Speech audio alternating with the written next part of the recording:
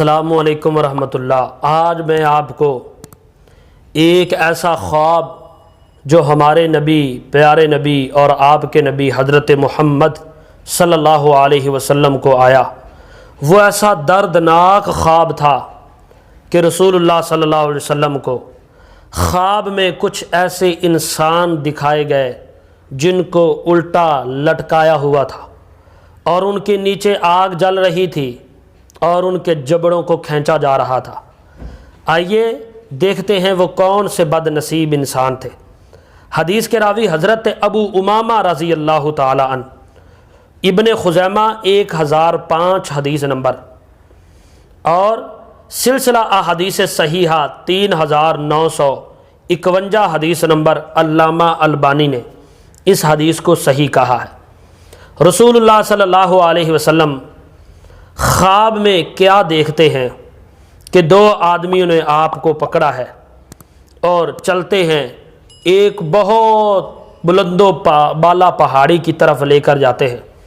تو کہا گیا رسول اللہ کو آپ اس کے اوپر تشریف لے کر جائیں۔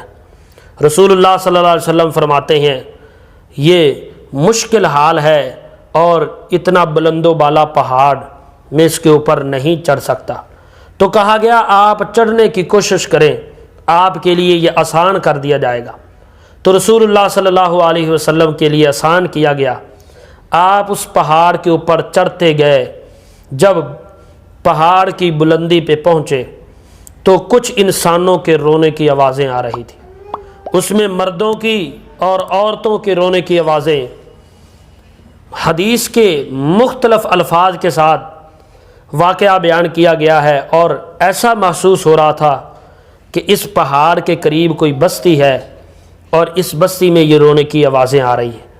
آپ ذرا قریب ہوئے چلتے چلتے تو کیا دیکھا، کچھ ایسے بد نصیب لوگ ہیں جن کو الٹا لٹکایا گیا ہے اور ان کے نیچے آگ جل رہی ہے اور وہ واویلا کر رہے ہیں، وہ شور مچا رہے ہیں، ہائے ہمیں بچایا جائے، آج ہمیں کون بچانے والا ہے؟